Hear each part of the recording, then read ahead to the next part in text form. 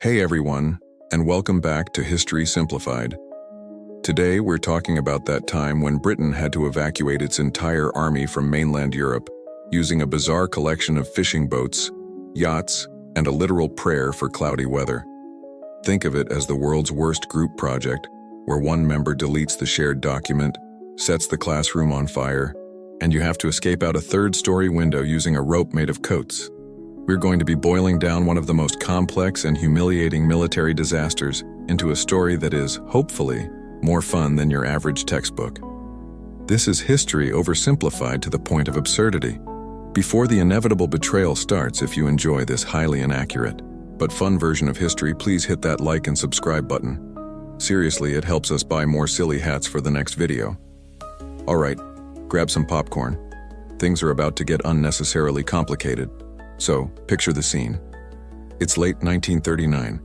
Germany has just finished its masterclass in how to invade a country in about 5 minutes, and Poland has been brutally wiped off the map.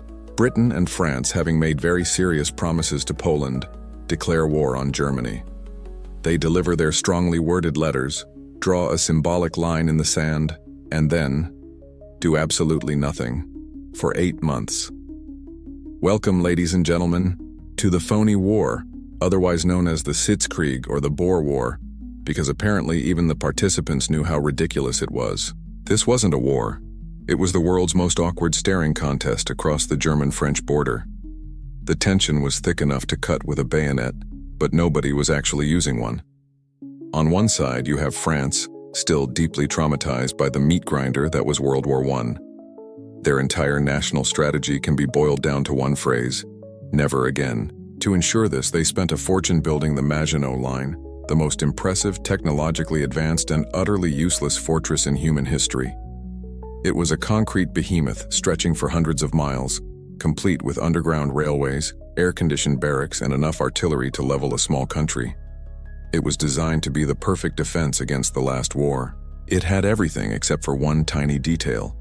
It didn't cover the Ardennes forest, a hilly, densely wooded area that the French High Command dismissed as impenetrable to tanks.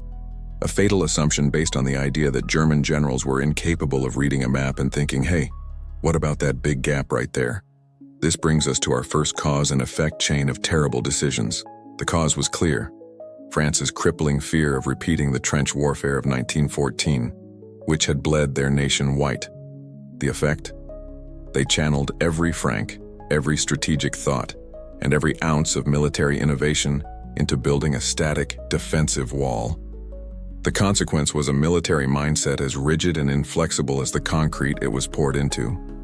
The French army became masters of sitting still, perfecting a strategy of waiting for an enemy to politely run into their giant wall. They were completely, philosophically unprepared for a war of movement. Meanwhile, Britain was sending over its boys, the British Expeditionary Force, or BEF. They were a professional, well-equipped army, but they were also tiny compared to the continental giants. They slotted into place alongside the French, dug their own trenches, and settled in for the long haul. They, too, were expecting a rerun of the old show. A long, slow war of attrition where everyone sat in muddy holes for 4 years. Soldiers on both sides spent their days playing football in no man's land, dropping propaganda leaflets on each other that basically said, "Your government is silly," and listening to radio broadcasts designed to lower morale. It was surreal. The greatest armies in Europe were assembled and ready for a death match, but they were behaving like neighbors in a minor fence dispute. This whole period is a masterclass in collective delusion. The Allies felt secure behind their concrete wall and their outdated strategies, convinced that Germany would play by the old rules. They completely missed the memo that the game had changed.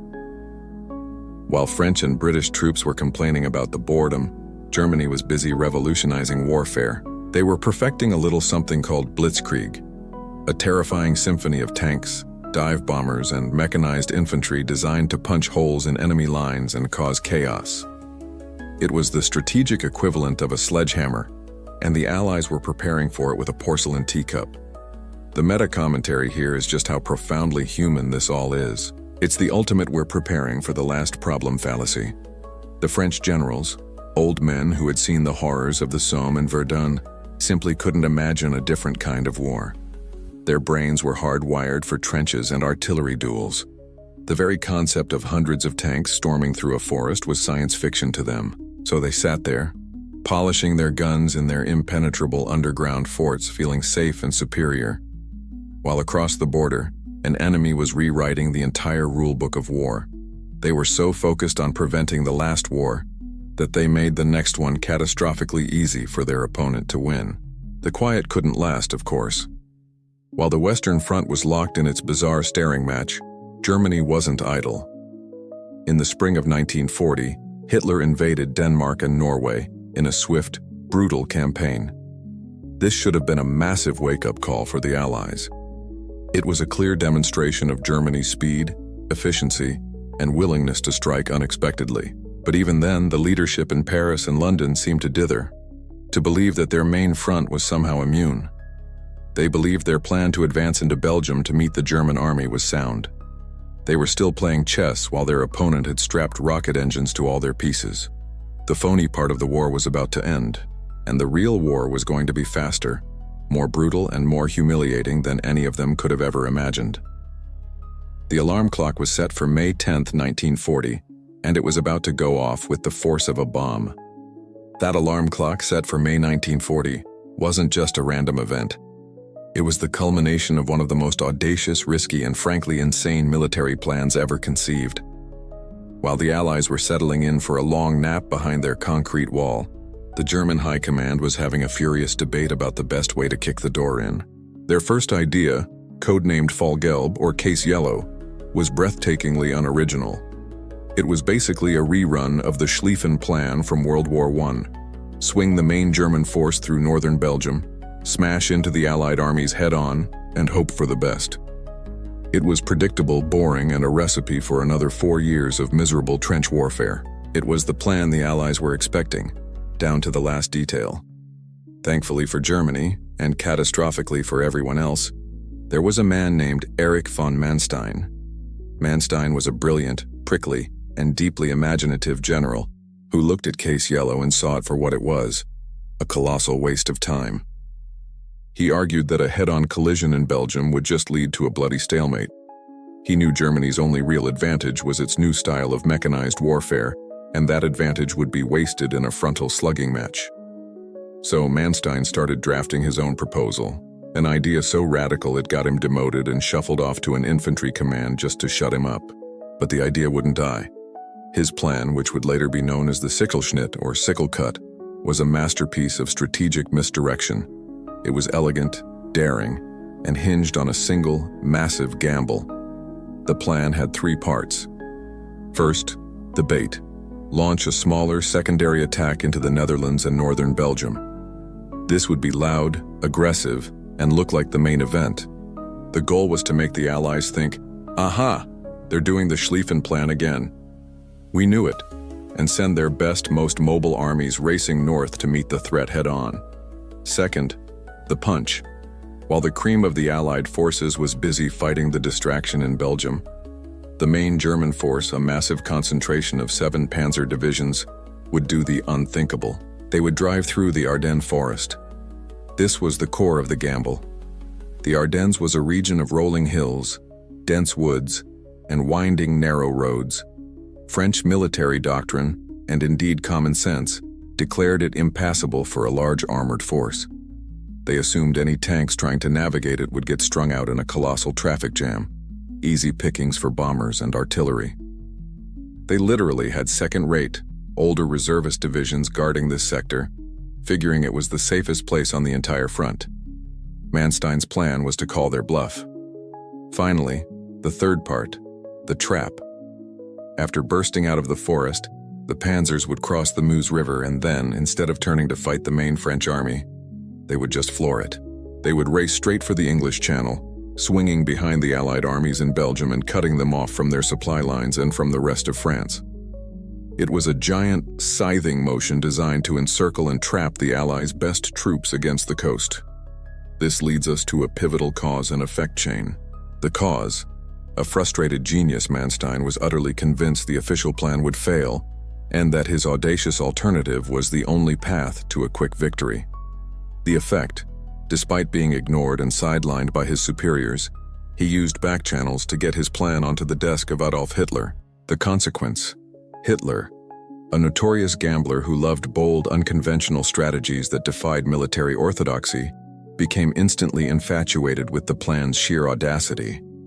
He overrode his more cautious generals and, at the last minute, made Manstein's radical vision the official strategy for the invasion of France.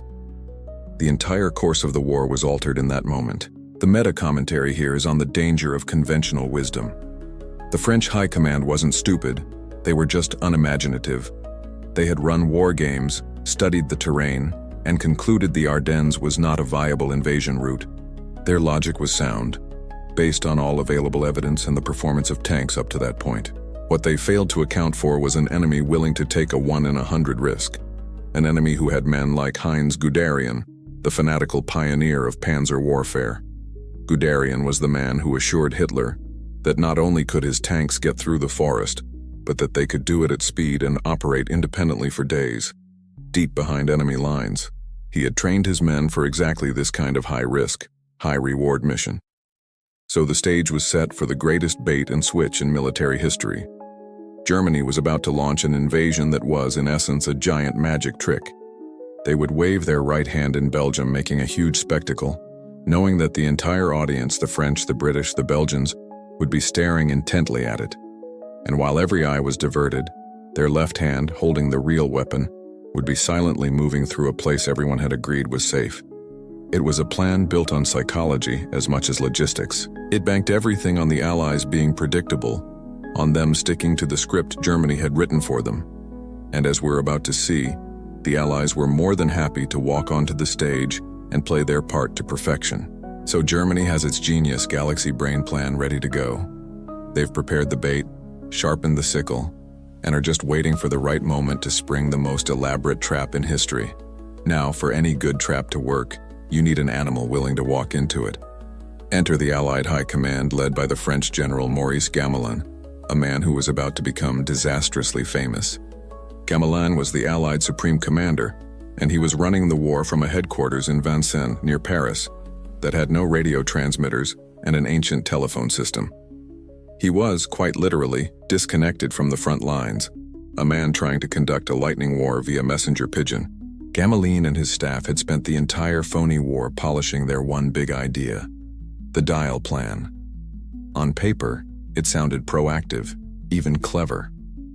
The moment the Germans violated Belgian and Dutch neutrality, which the Allies were positive would be the main event, the finest armies of France and Britain would surge forward.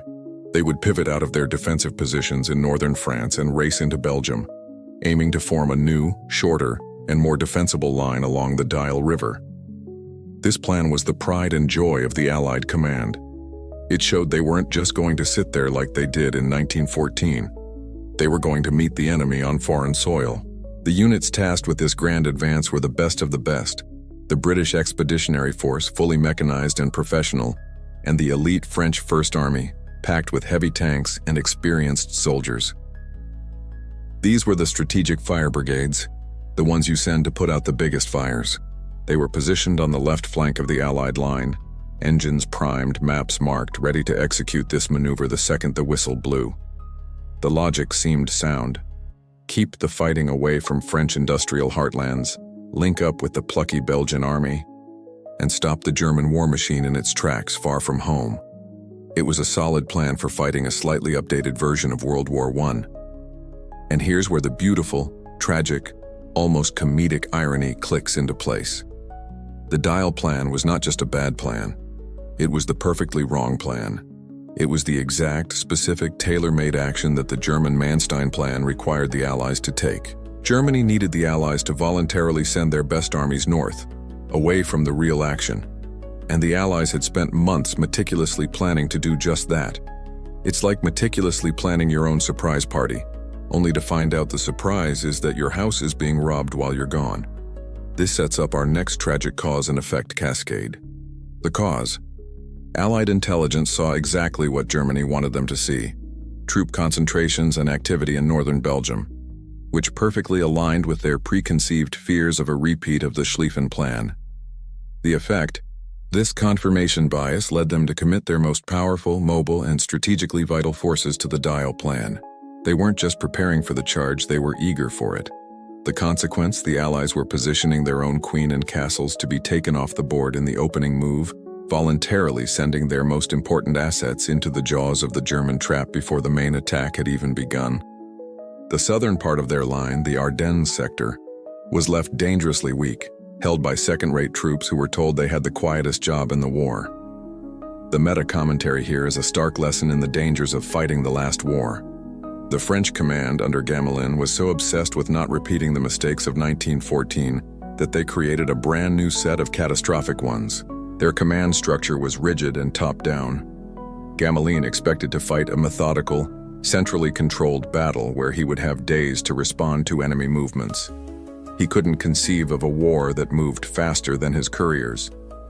He saw the map as a chessboard where pieces moved one at a time, He was about to discover that the Germans had flipped the board over and were hitting him with it. So as the first days of May 1940 ticked by, a false confidence settled over the Allied lines. The BEF was in high spirits, famous for its cheerful demeanor. The French First Army was proud, considered the most powerful fighting force in the world. They were ready. They were waiting. They felt they had the measure of their enemy. They had a plan, and they were sticking to it. This plan was their gospel, their one proactive move in a sea of defensive thinking.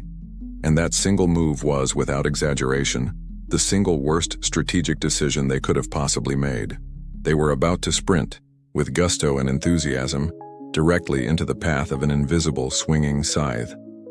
The starting gun for the race to the Dial River was about to fire. But it was also the starting gun for the race to Dunkirk. And then, at dawn on May 10, 1940, the alarm clock didn't just ring, it exploded. The phony war ended, and the real war began with a level of coordinated violence the world had never seen. German Army Group B slammed into the neutral Netherlands and Belgium with overwhelming force. This was the distraction, the grand opening act of the magic trick, and it was terrifyingly convincing. Paratroopers dropped from the sky, seizing airfields and bridges deep behind the lines. Stuka dive bombers screamed down from the heavens, their sirens striking terror into defenders on the ground. This was Blitzkrieg, and it was not a theory anymore. The centerpiece of this northern assault, the single event that shattered Allied confidence, was the attack on Fort Eben Emael in Belgium. Eben Emael wasn't just a fort, it was a monster. A state-of-the-art, subterranean fortress considered the strongest single fortification in the world, more powerful than anything on the Maginot Line. Its massive cannons controlled the 3 key bridges over the Albert Canal. To get into Belgium, the Germans had to cross those bridges. To cross those bridges, they had to take the fort. A conventional assault was expected to take weeks. The Germans took it in hours, using a tactic straight out of science fiction. Instead of an army, they sent just 85 elite engineers. And instead of marching, they flew. At dawn, 11 military gliders, which nobody even knew were a thing, silently detached from their tow planes and landed with pinpoint precision right on the roof of the fortress. The 1 in 200 Belgian defenders inside were still having their morning coffee. Before the alarm could even be properly sounded, the German commandos were swarming the gun emplacements, not with brute force, but with a brand new secret weapon, the hollow charge explosive. These were small, portable devices that could focus an explosion into a jet of molten metal, slicing through the thickest steel and concrete like a hot knife through butter. Turret after turret was blasted into scrap. The Belgians, trapped in their impenetrable fortress, were completely paralyzed, unable to fight back against an enemy who was, quite literally, walking on their ceiling.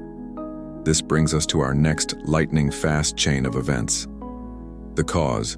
The German plan required their tanks to cross the Albert Canal bridges quickly and intact to make the northern invasion look like the main thrust. The effect? They deployed a top-secret, high-risk glider assault that completely bypassed the fortress's main defenses. The consequence?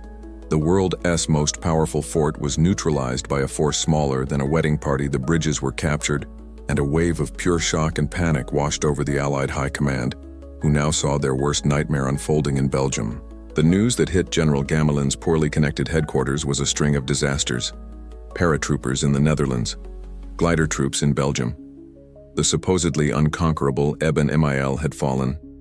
German tanks were pouring across the Albert Canal. It was a confirmation of everything they had predicted, but happening at a speed they couldn't comprehend. There was no time for deliberation. There was no time to question the intelligence. This was it. The main German attack was coming through Belgium, just as they'd always known. The order was given: execute Plan D immediately. And so, the Great Advance began. The British Expeditionary Force and the elite French 1st and 7th Armies, the most powerful and mobile forces the Allies possessed, roared to life. Columns of tanks, trucks, and artillery rolled out of their defensive positions and surged north into Belgium. The mood was one of grim determination mixed with excitement. The long, boring wait was over. Belgian civilians cheered them on, throwing flowers as the endless convoys passed. They were the heroes, racing to the rescue, advancing to meet the enemy on a battlefield of their own choosing. They were confident. They were professional. And they were heading in the completely wrong direction. The meta-commentary here is on the sheer, brutal efficiency of the German opening move. The attack on Eben Emael wasn't just a military operation. It was psychological warfare. By using a shocking, futuristic tactic, they didn't just break a defensive line. They broke their enemy's mind. They created a crisis so dramatic and so loud that it sucked all the oxygen out of the room. It induced a state of tunnel vision in the Allied command, forcing them to stare at the fire in the north while the arsonist was quietly dousing the southern wall with gasoline. They weren't just reacting to German moves. They were reacting exactly the way the Germans had scripted them to react. As the finest armies of the Allied powers thundered north across the Belgian plains, a very different scene was unfolding far to the south. In the quiet rolling hills of the Ardennes, the first of nearly 2,000 tanks and tens of thousands of other vehicles belonging to German Army Group A were nosing their way onto narrow forest roads.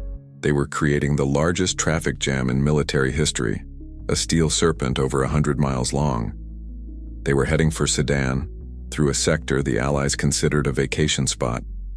The trap was now sprung. The bait had been taken, and the sickle was beginning to swing. So the Allied super squad is thundering north into Belgium, convinced they're about to have their heroic moment. Meanwhile, the German distraction force, Army Group B, isn't just putting on a show, it's dismantling entire countries with horrifying speed. First on the chopping block, the Netherlands. The Dutch had a defense plan that had worked for centuries. When in doubt, flood the place. Their water line was a series of dikes and sluices that could turn much of the country into an impassable bog. It was a great strategy for fighting a 17th century Spanish army. Against the German army of 1940, it was a quaint, soggy failure. The Germans didn't bother trying to slog through the mud. They just flew over it. Paratroopers and airborne infantry landed on top of key bridges, airfields, and command centers, completely bypassing the water defenses. They effectively decapitated the Dutch army from within. While the main Dutch forces were staring at their flooded fields, German soldiers were already in their capital. The Dutch fought back with incredible bravery, but they were trying to solve a Rubik's Cube while their opponent was smashing it with a hammer. After 4 days of chaotic fighting, the Germans were getting impatient. The Dutch were still resisting in Rotterdam, slowing down the timetable. So the Luftwaffe was called in to convince them to surrender. What happened next was a declaration of total war. On May 14th, German bombers appeared over the historic port city of Rotterdam. The target wasn't the docks or military bases, it was the city center. For 15 minutes, they dropped nearly 100 tons of bombs, creating a firestorm that utterly annihilated the heart of the city. It was a deliberate, calculated act of terror, designed to break the will of a nation. Faced with the smoking ruin of their great city and the explicit threat that Utrecht was next, the Dutch government had no choice. They surrendered unconditionally. The first domino hadn't just fallen, it had been pulverized. This is a textbook case of Blitzkrieg's brutal logic. The cause: stubborn Dutch resistance was inconveniently slowing down the German advance. The effect: the German High Command authorized a terror bombing raid on a civilian population to force a political decision. The consequence: the Netherlands was knocked out of the war in under 5 days. demonstrating to the world that Germany was not playing by any recognizable rules of warfare and would use any means necessary to achieve a swift victory. This freed up German divisions and sent a chilling message to anyone else standing in their way. Meanwhile, in Belgium, things were only marginally better. The Belgian army, reeling from the shock of Eben Emael, was fighting for its life, but they were being relentlessly pushed back. When the first units of the BEF and the French First Army finally arrived at their designated positions along the Dyle River, they didn't find a stable front to plug into. They found a Belgian army already in full retreat. The Grand Dyle Plan, the heroic forward defense, was a shambles before it even began. They had raced to a line that was already collapsing. It was like showing up to a relay race to find your teammate is running the wrong way down the track, on fire. For the Allied soldiers on the ground, the situation was descending into chaos. They were trying to establish defensive positions while being jostled by retreating Belgian troops and terrified civilian refugees clogging the roads. Orders were confused, communications were patchy, and nobody seemed to have a clear picture of what was happening. They had charged into Belgium to create a solid wall against the Germans, but now they were just part of a disorganized, crumbling mess. Their proactive, confident advance had turned into a frantic scramble to improvise a defense that was already being flanked and overpowered. The meta-commentary here is on the sheer speed of the new German playbook. Blitzkrieg operated faster than the human ability to process information and make decisions. An Allied general would get a report about a German unit at point A. By the time he had verified the report, consulted his map and issued an order, that German unit was already at point C, and another one had popped up at point B. The Allies were consistently reacting to yesterday's news. They were caught in a decision-making loop that was always one step behind the reality on the ground. It created a sense of paralysis and helplessness that was just as effective as any tank shell. And here is the most insane part of all. All of this, the conquest of the Netherlands, the terror bombing of Rotterdam, the unraveling of the entire Belgian front, all of it was still just the sideshow. It was the flashy, deafeningly loud distraction. While the Allies were completely consumed by the 5-alarm fire in the north, the real danger, the steel serpent of Army Group A, was silently, stealthily, and entirely unnoticed, finishing its journey through the impenetrable Ardennes. The sickle was in position, poised right at the back of their necks. Alright, so the entire Allied command is staring, hypnotized at the dumpster fire raging in Belgium. They're convinced this is the main event, the whole show. Now let's pan the camera south, to the Ardennes, the quiet sector, the sleepy wooded hills that the French High Command had written off as a glorified national park, completely impassable to tanks. It turns out, if you have enough German engineering and a fanatical disregard for traffic laws, anything is possible. For 3 days, while the battle raged in the north, German Army Group A was executing the single largest, most audacious traffic jam in history. Imagine a steel serpent over 100 miles long, made of nearly 2,000 tanks and 40,000 other vehicles, squeezing itself down narrow, winding forest roads designed for goat carts. This was the logistical heart of the Manstein Plan. It was a nightmare. Engines overheated, roads crumbled, tanks got stuck in ditches. The whole column was a fat, juicy target for Allied bombers, but the Allied air forces were all busy over Belgium, attacking the decoy. The success of this insane maneuver rested on one man's manic energy, General Heinz Guderian. Guderian was everywhere. He flew up and down the column in a tiny spotter plane, landing on fields to personally direct traffic, screaming at officers to keep moving and ordering his men to drive for 3 days and nights with almost no sleep. He was a force of nature, dragging his panzer divisions through the impenetrable forest by sheer willpower. And who was guarding this supposedly impassable gateway into France? Not the elite, not the professionals. The French had assigned their 9th and 2nd armies to this sector. These were Category B divisions, a polite term for older reservists with bad equipment and even worse morale. They were armed with ancient artillery from the last war and had a comical lack of anti-tank guns. They were told they had the cushiest job on the entire front. Their mission was basically to sit there, enjoy the scenery, and report if they saw a German birdwatcher. They were the security guards for a bank vault everyone agreed was already empty. Then, on the afternoon of May 12th, the nightmare began. French cavalry patrols, scouting ahead in the woods, suddenly ran into the head of the serpent. The first reports that trickled back to French headquarters were so fantastical they were laughed off. German tanks in the Ardennes? Nonsense. You must have seen a tractor. Go back and check again. The reports got more frantic. It wasn't one tank, it was dozens, then hundreds. The French commanders, steeped in their doctrine, simply could not compute the information. Their brains blue-screened. A major armored offensive through the Ardennes wasn't just unlikely. In their minds, it was impossible. This brings us to the moment of catastrophic failure.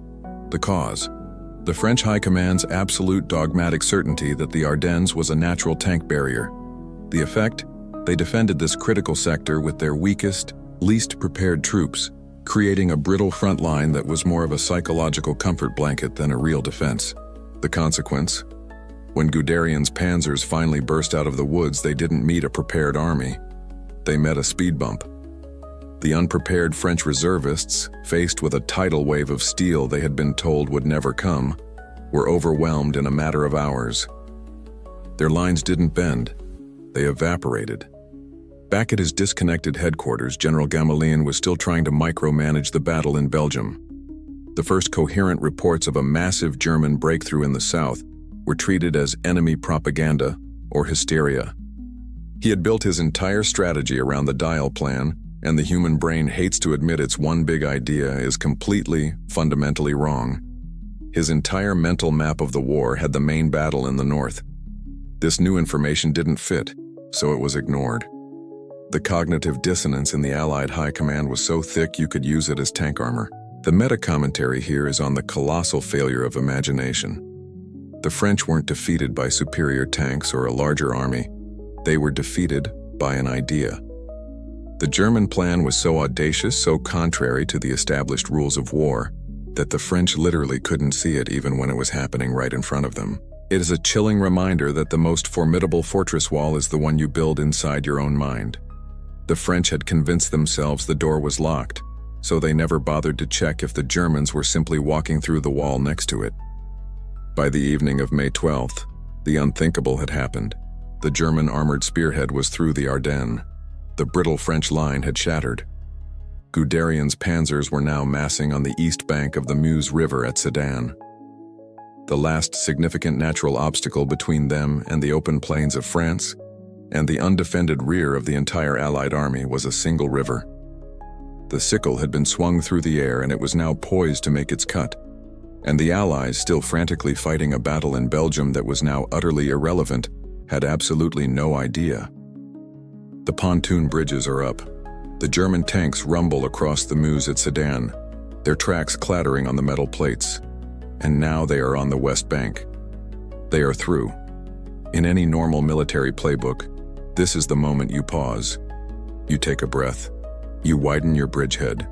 Bring up the slow-moving infantry to guard your flanks and consolidate your gains. That was the safe, sensible, traditional thing to do. In fact, that's exactly what the German High Command, suddenly getting a massive case of the jitters, ordered Guderian to do. Stop. Wait. Don't get overextended. And it was at this exact moment that Heinz Guderian, the madman architect of the whole operation, decided that orders were more like polite suggestions. Guderian knew, with the certainty of a religious zealot, that to stop was to die. To stop was to give the French the one thing that could save them: time. Time to regroup. Time to reform a line. Time to see the massive exposed flank of his armored column and attack it. Speed wasn't just part of the plan. Speed was his armor, his shield, his only defense. So he engaged in a bit of creative insubordination. He famously argued with his superior, General von Kleist, over the radio, and when ordered to halt, he threatened to resign his command on the spot. He was eventually given permission to conduct a reconnaissance in force, a vague term he interpreted as drive to the ocean as fast as you possibly can, and don't stop for anything. And so began the mad dash to the sea. This was the Sichelschnitt in motion. Guderian and his fellow panzer commander, Erwin Rommel, unleashed their divisions into the soft, undefended rear of the Allied armies. This wasn't a methodical advance. It was a rampage. The panzer columns didn't move in a solid line.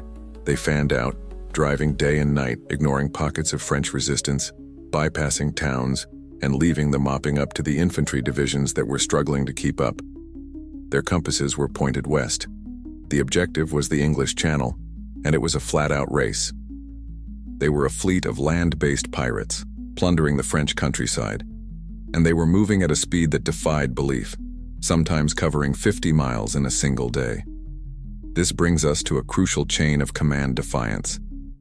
The cause: Heinz Guderian knew that the entire blitzkrieg concept depended on maintaining a relentless, shocking tempo to keep the enemy off balance.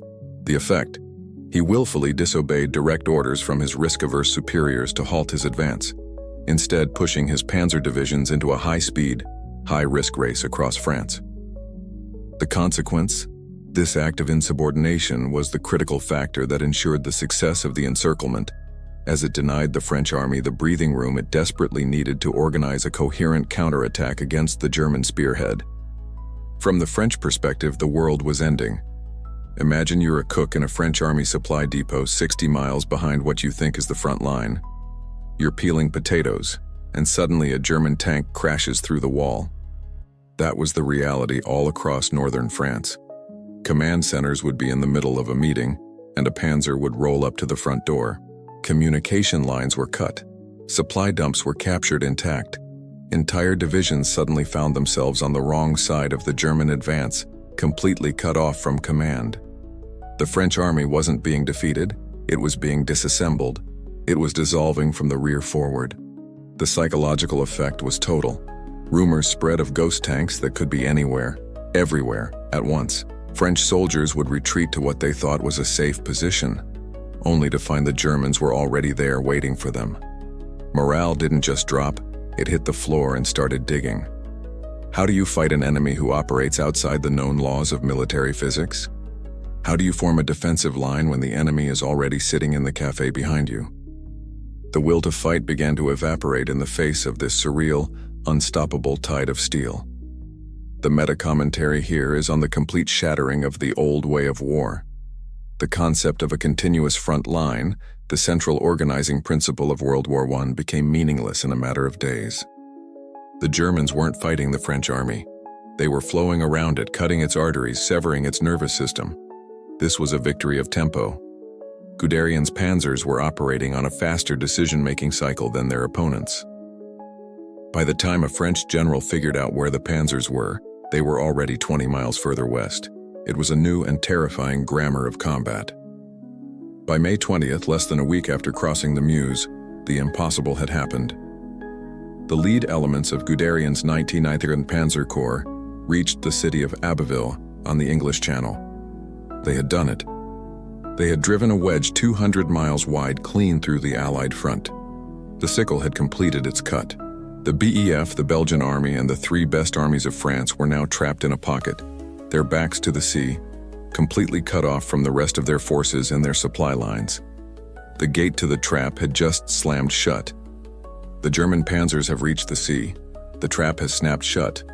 So what's the plan from the people in charge? What brilliant counterstroke is Allied High Command cooking up to deal with this unprecedented disaster? The answer, in short, is a complete and total meltdown. Welcome to the Allied headquarters, a place where strategic planning has been replaced by panic, blame, and a truly epic level of confusion. It is, without exaggeration, a total dumpster fire. Back in Paris, the news that German tanks were on the coast finally shattered General Gamelin's bubble of denial. The man who had started the campaign with quiet confidence, moving little flags around a map in his Radio Less office, was now confronted with a situation so catastrophic, it literally broke his brain. He had no plan for this. His entire strategic framework, the one he had spent months perfecting, had been rendered obsolete in 10 days. On May 19th, as the scale of the debacle became undeniable, the French government did the only thing it could think of. It fired him. Sacking Gamelin was like firing the captain of the Titanic after it had already hit the iceberg. It was a symbolic gesture that did absolutely nothing to patch the gaping hole in the hull. His replacement was General Maxime Weygand, a 73-year-old fossil who was flown in from a command in Syria. He was a legendary figure from the First World War, which was precisely the problem.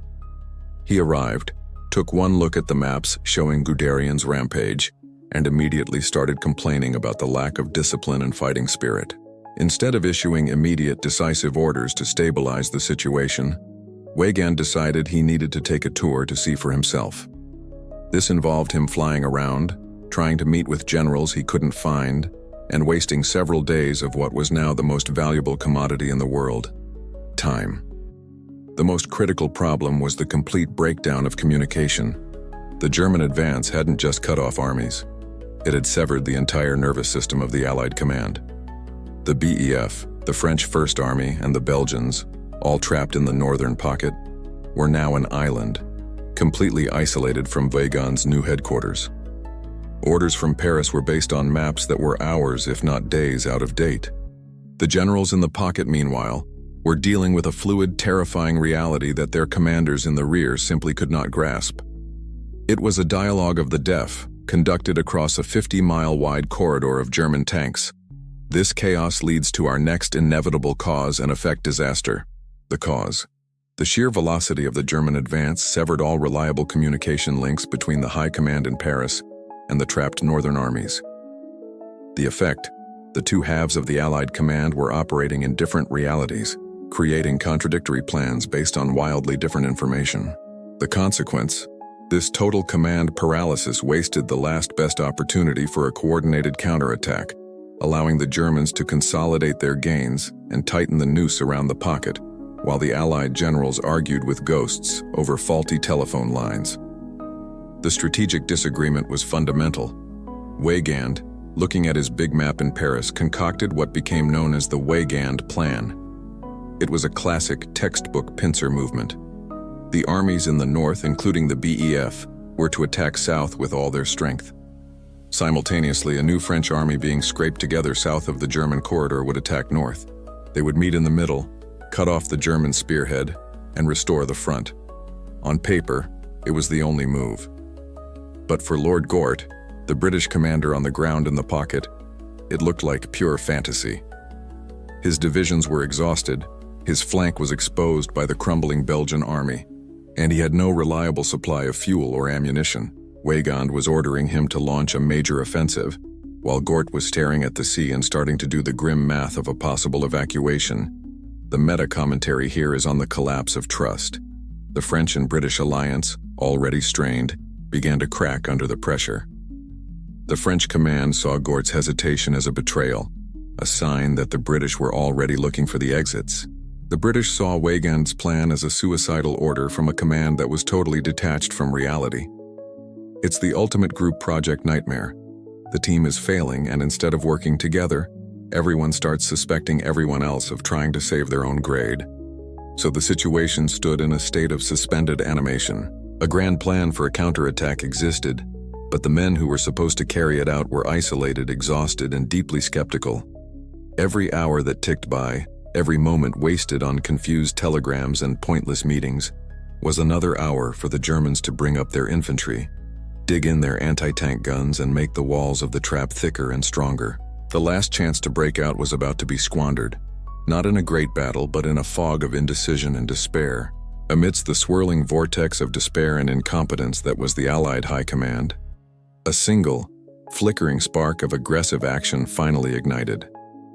While Weygand was touring the continent and Gort was staring nervously at the sea, a local British commander decided to actually follow the spirit, if not the exact letter, of the Attack South plan. It was a desperate, improvised, and ultimately doomed attempt to punch a hole in the German corridor.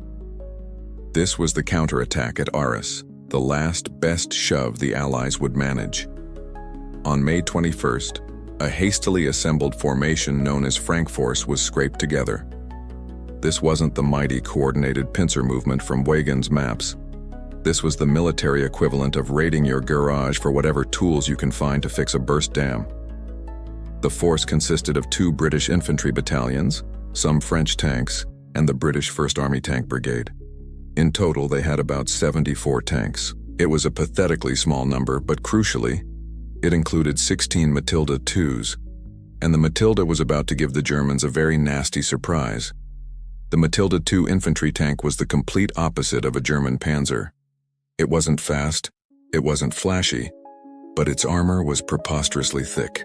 The standard German 37mm anti-tank gun, the weapon they had in the thousands, was completely, laughably useless against it.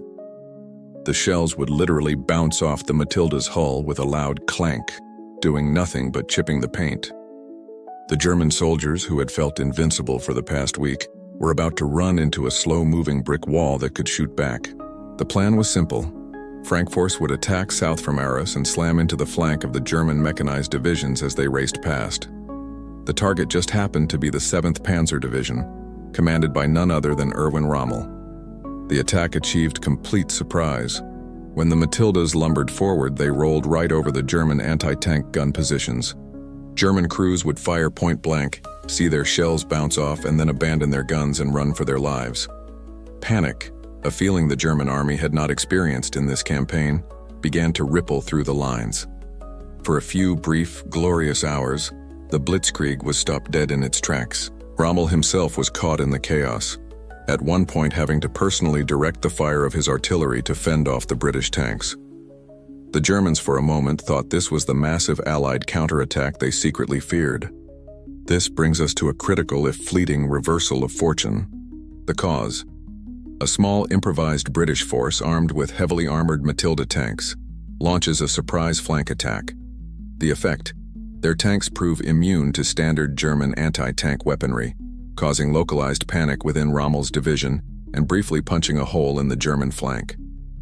The crucial long-term consequence: while the attack itself failed, the shock of encountering these invulnerable tanks planted a deep-seated fear of a major Allied counteroffensive in the minds of the German high command, including Hitler himself. But the success couldn't last. The attack at Arras was a pinprick, not a knockout blow. Frankfurt was too small and acting alone. There were no reserves to exploit the breakthrough. The tanks outpaced their infantry support, leaving them vulnerable to being swarmed, and eventually, the Germans adapted. They did what they did best. They improvised. They brought up their secret weapon, the legendary 88mm anti-aircraft gun. Firing it horizontally in a direct fire roll, the 88 was one of the few things that could slice through a Matilda's armor. Once those guns were in position, the British attack faltered and was forced to retreat, having suffered heavy losses. The meta-commentary on Arras is one of tragic potential. It was a glimpse of what could have been. It proved unequivocally that the German panzer divisions were not an unstoppable force of nature. They were vulnerable, their flanks were tender, and they could be stopped by determined action with the right equipment. A massive coordinated attack launched by the full strength of the BEF and the French First Army 3 or 4 days earlier had a very real chance of shattering the German corridor and completely reversing the course of the campaign. But thanks to the command paralysis, all the Allies could muster was this one heroic, futile push. It was the right punch, thrown far too late by a fighter who was already on the ropes. By the end of the day, the attack was over. The hole was plugged. The German advance resumed. On a tactical level, the Battle of Arras was a failure, but its psychological impact was immense and would have consequences nobody could have predicted. The ghost of those invincible Matildas now haunted the minds of the German generals. They were spooked, and that fear would cause them to make a monumentally cautious and monumentally stupid decision in just a few days. A decision that would make the miracle of Dunkirk possible. The desperate shove at Arras had failed. The last real chance to break out of the pocket was gone. For the Allied armies trapped in the north, the strategic situation was now moving from catastrophic to apocalyptic. The German scythe hadn't just cut them off. It was now turning north, pressing in on them from the west and south. The pocket was shrinking. With the dream of a breakout dead, a new, far more desperate reality was taking hold in the minds of the British command: survival. They weren't fighting their way out anymore. They were just trying to hold on long enough to be rescued. And to do that, they needed to buy time. That time would be bought with the blood of the garrisons in the channel ports of Boulogne and Calais. These port cities were now absolutely critical. They were the last remaining lifelines to Britain, the only places where supplies could theoretically come in, and more importantly, where troops could get out, as the German panzers, having completed their race to the sea, now pivoted north up the coast. Boulogne and Calais were directly in their path. The British response was a frantic, last-minute scramble to reinforce them, throwing in whatever troops they could find. A brigade of Welsh Guards was rushed to Boulogne. Another force of riflemen and tank crews was dispatched to Calais. Their orders were simple, brutal, and had no room for interpretation. Hold the ports. Do not surrender. Fight to the last man. What followed was a pair of vicious, hopeless sieges. Let's start with Boulogne. The Germans, specifically Guderian's battle-hardened 19th Panzer Corps, were not in the mood for a prolonged fight. They hit the city's improvised defenses with everything they had. The fighting was brutal, street-to-street combat. The Welsh Guards and their French counterparts fought with incredible courage, but they were outnumbered, outgunned, and facing an enemy who had perfected the art of urban assault. After 2 days of intense fighting, the Royal Navy managed a daring, chaotic evacuation under heavy fire, pulling out about half the garrison. The rest were killed or captured. Boulogne had fallen. Then all eyes turned to Calais. The situation here was even more grim. The British garrison, commanded by Brigadier Claude Nicholson, was a mix of different units, including the famous Rifle Brigade. They were ordered by London in a message personally approved by Winston Churchill that there would be no evacuation. Their job was to hold the enemy's attention for as long as possible. The defense of Calais, Churchill argued, was of the highest importance to the safety of the main British expeditionary force, which was now retreating toward the final port of Dunkirk. Nicholson and his men were being told in the politest possible terms that they were a sacrifice. This leads to a grim but pivotal chain of events. The cause. The main British Army needed time to organize a defense around Dunkirk, their last possible evacuation point. The effect: Churchill's War Cabinet makes the ruthless decision to order the Calais garrison to fight to the end, forbidding any attempt at evacuation. The consequence: the desperate 4-day siege of Calais ties up 2 full German panzer divisions, preventing them from immediately advancing on Dunkirk and providing the crucial, irreplaceable window of time needed for Operation Dynamo to begin. The battle for Calais was heroic and horrifying. The British defenders set up barricades in the streets and held out against relentless attacks from tanks and Stuka dive bombers. They were completely surrounded, low on ammunition, and with no hope of rescue. Yet they fought on. For 4 days, from May 22nd to May 26th, this small garrison held up the spearhead of the German army.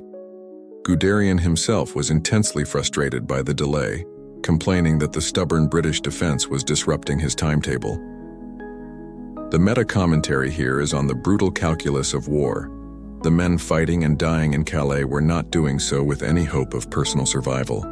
They were a human roadblock.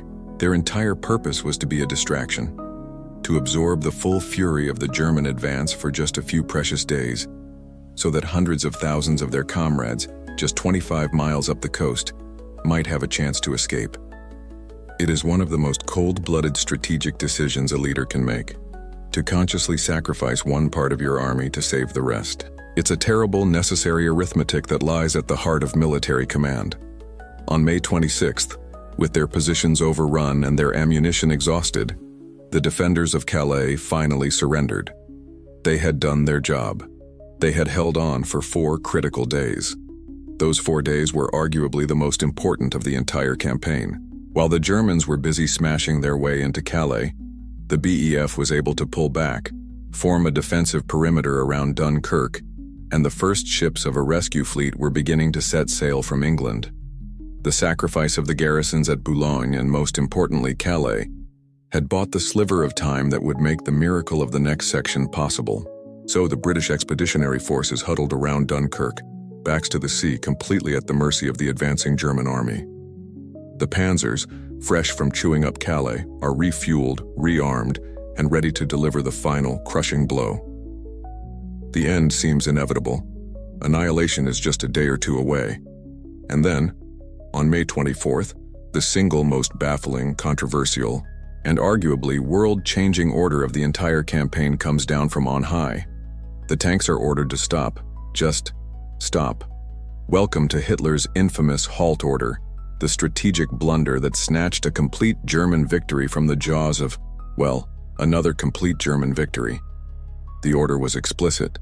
The panzer divisions of Generals von Kleist and Guderian, which were just a handful of miles from Dunkirk and facing only token resistance, were to halt on the canal line outside the city.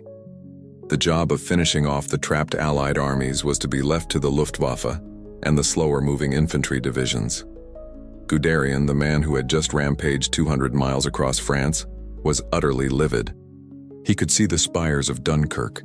He knew his tanks could be in the city in a matter of hours. To him, this order was military insanity, and he wasn't shy about saying so. But the order came from Hitler himself, and it was absolute. So why? Why on earth would you stop your best units at the very moment of ultimate triumph? This question has been the subject of historical debate for over 80 years, and there's no single easy answer. It's a cocktail of vanity, caution, and political miscalculation. The first major reason was Hermann Göring, the insufferably arrogant head of the Luftwaffe.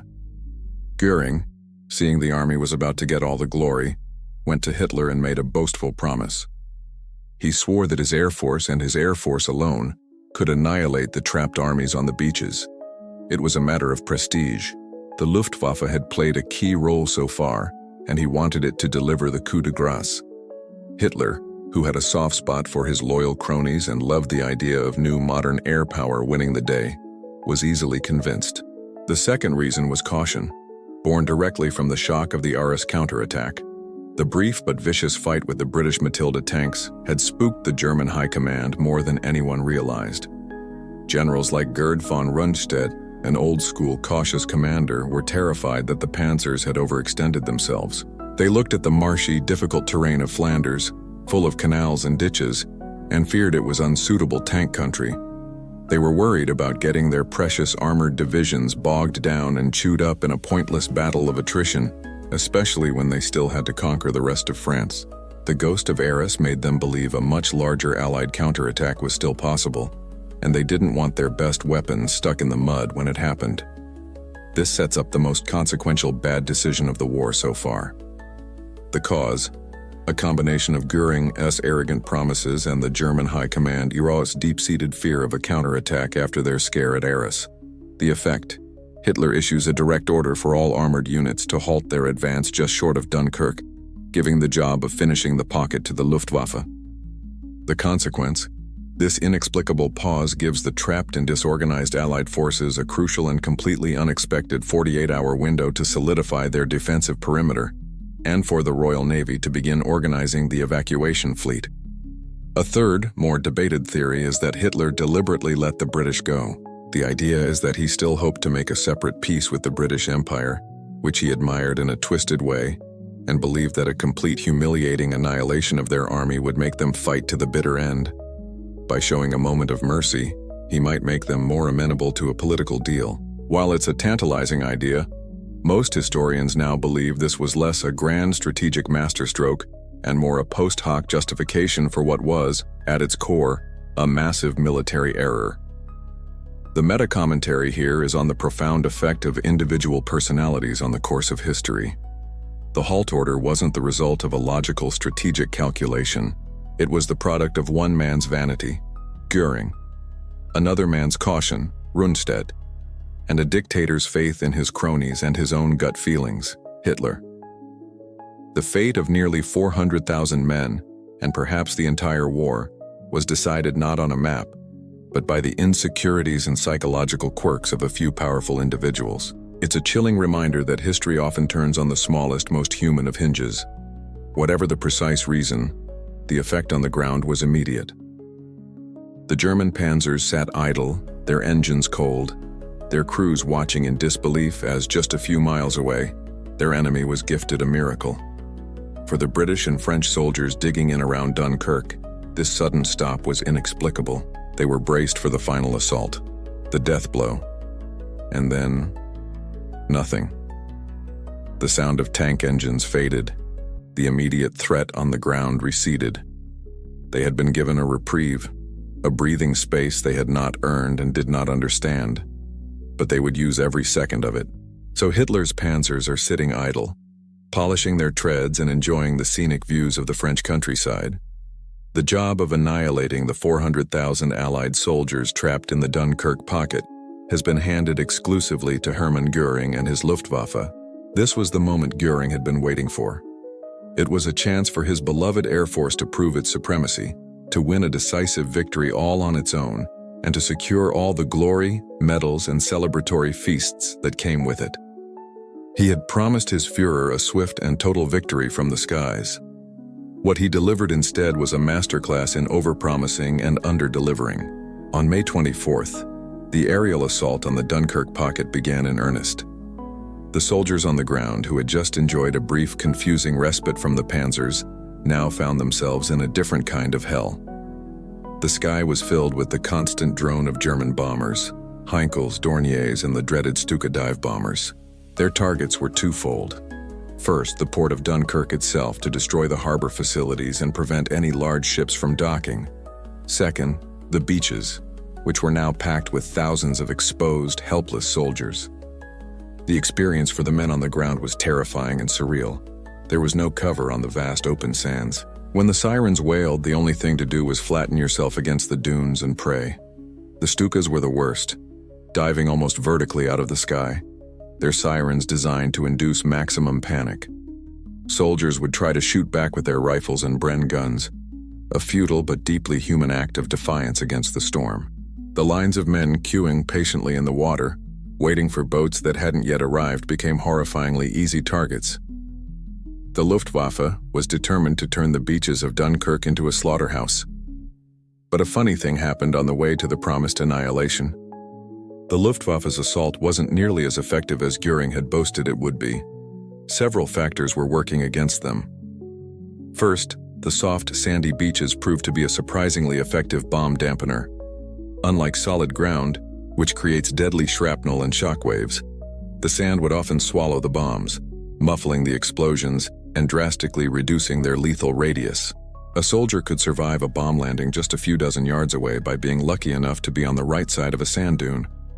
This leads to a crucial failure of air power. The cause? Hermann Göring, driven by vanity and inter-service rivalry, convinces Hitler that his Luftwaffe can single-handedly destroy the encircled Allied army. The effect? The German Air Force launches a massive, sustained bombing campaign against the port and beaches of Dunkirk. The consequence?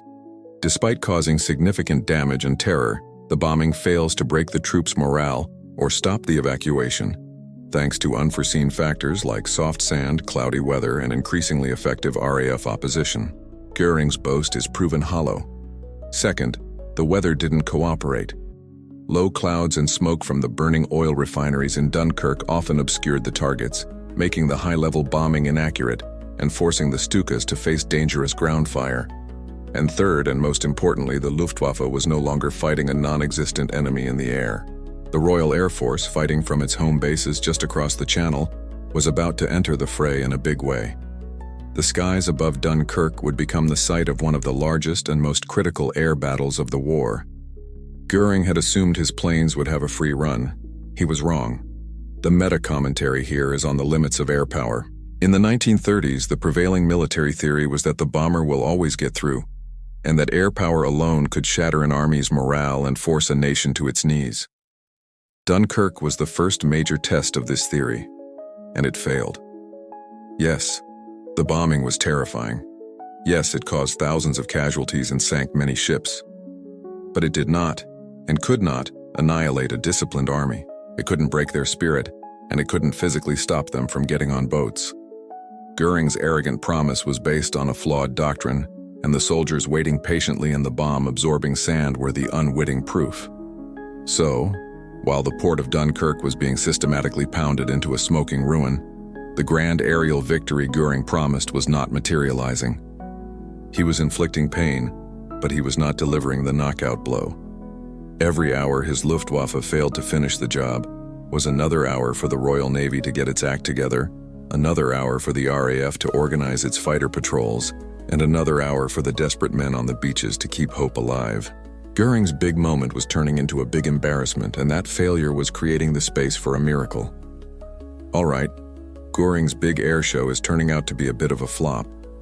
The Luftwaffe is causing pain and misery, but it's not delivering the promised annihilation. So the soldiers are still on the coast, still alive, still waiting. But how, exactly, do you get an entire army off a continent when you're cornered? How do you magic 400,000 men across 25 miles of hostile water? This wasn't a strategic problem anymore. It was a brutal, almost primitive logistical nightmare. Welcome to the geography of Dunkirk, a place perfectly designed to trap an army. First, let's look at the port of Dunkirk itself. By the time the evacuation was seriously underway, the harbor was a smoking, twisted wreck. The Luftwaffe, while failing to wipe out the men on the beaches, had done a spectacular job of wrecking the infrastructure. Sunken ships blocked the main channels. The docks and quays, where large ferries and troop transports could have easily tied up, were now just a landscape of craters and burning warehouses. The front door was smashed and barricaded. Using the main port to efficiently evacuate the army was off the table. This left two options, and both were terrible. Option A was the beaches. The coastline around Dunkirk stretches for miles, a vast expanse of pale, inviting sand. Great for a seaside holiday, absolutely catastrophic for a military evacuation. The problem was the gradient. The beaches sloped so gently into the English Channel that the water remained shallow for hundreds of yards. A big ship, like a Royal Navy destroyer, needs deep water to operate. This meant the rescue ships had to anchor a half-mile or more offshore, sitting there like distant, tantalizing mirages. The initial attempts to lift men from the beaches were a slow-motion disaster. The method was for the destroyers to send in their own small boats, whalers and cutters, to ferry men from the shore. But these boats could only hold a dozen men at a time. The result was the iconic, heartbreaking image of Dunkirk, long snaking queues of thousands of soldiers standing patiently in the cold surf, sometimes up to their chests, waiting for hours for a tiny boat to come and grab a handful of them. It was excruciatingly slow and soul-destroying. Men, weakened by exhaustion and hypothermia, would drown just yards from the shore. This geographical reality created a disastrous logistical bottleneck. The cause: the shallow beaches at Dunkirk made it impossible for large, high-capacity ships to get anywhere near the thousands of waiting soldiers. The effect: the evacuation was forced to rely on a painfully slow shuttle service of small boats, or on soldiers waiting out to meet them, a process that could only rescue a tiny fraction of the total force.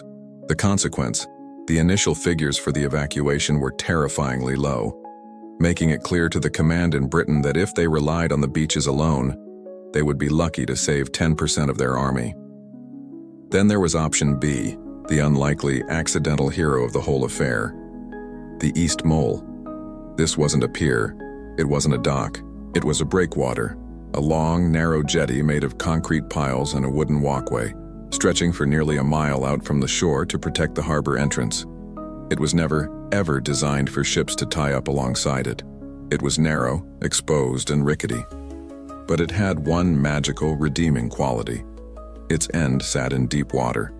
In a moment of inspired desperation, a British naval officer decided to see if he could bring his destroyer alongside this flimsy structure. It worked. Suddenly, the Allies had a makeshift, high-speed loading ramp. Soldiers could now march in a continuous line directly onto the decks of the rescue ships. The Mole became a lifeline, but a fragile and terrifying one. It was constantly bombed by the Luftwaffe and shelled by German artillery, a kilometer-long tightrope of survival. The meta-commentary here is on how massive historical events often pivot on the most mundane, overlooked details. The fate of the British Army, and by extension the entire war, didn't hinge on a brilliant general or a superweapon. It hinged on the hydrographic charts of a French beach and the structural integrity of a random wooden breakwater. All the complex machinery of 20th century warfare was rendered moot by the simple problem of getting men from the sand to a boat. It was a primitive challenge that would require a primitive and truly remarkable solution. So this was the grim reality. The port was gone. The beaches were a death trap of inefficiency. The Mole was a godsend, but it was just one fragile walkway. The numbers weren't adding up. At this rate, the vast majority of the men were still doomed. The Royal Navy was doing its best, but it didn't have enough small boats to make the beaches work. A new idea was needed. An appeal was about to go out that would summon the most unlikely rescue fleet in history. The situation on the French coast is a logistical train wreck. The port is a ruin, the beaches are a trap, and the one functional pier is a fragile thread. The problem is clear. There are hundreds of thousands of men, and no efficient way to get them onto the big ships sitting tantalizingly offshore. As the crisis reached its peak, the responsibility for solving this impossible puzzle fell to one man, operating from a series of damp, stuffy tunnels carved into the white cliffs of Dover, Vice Admiral Bertram Ramsay. Ramsay was the flag officer commanding the Dover naval base. He was a stern, brilliant, no-nonsense officer who had been forced into retirement and then brought back for the war. He was the perfect man for an impossible job. A master organizer with a mind like a steel trap and a complete lack of patience for excuses.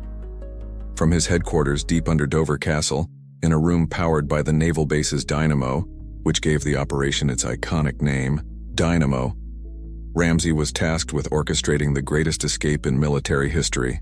The first 24 hours of the operation were a complete, unmitigated disaster that confirmed everyone's worst fears. The plan was for the Royal Navy to do the heavy lifting. Destroyers, minesweepers, troop transports, and even cross-channel ferries steamed towards Dunkirk. But they immediately ran into the brutal reality of the situation. The port was unusable, constantly bombed and shelled. The beaches were a chaotic quagmire of inefficiency. The big ships couldn't get close enough, and the trickle of men being ferried out by small naval boats was pitiful. The numbers from that first day were stomach-churningly bad. On May 27th, a grand total of just 7,669 men were evacuated. At that rate, it would take nearly 2 months to rescue everyone, and they only had a few days. The entire operation was failing, spectacularly and in real time. This initial failure highlights a critical turning point. The cause: the Royal Navy's conventional plan using large warships in a confined, heavily defended area was completely unsuited to the geographical and tactical reality of Dunkirk. The effect: the first days of Operation Dynamo were a chaotic failure, with dangerously high ship losses and terrifyingly low rescue numbers.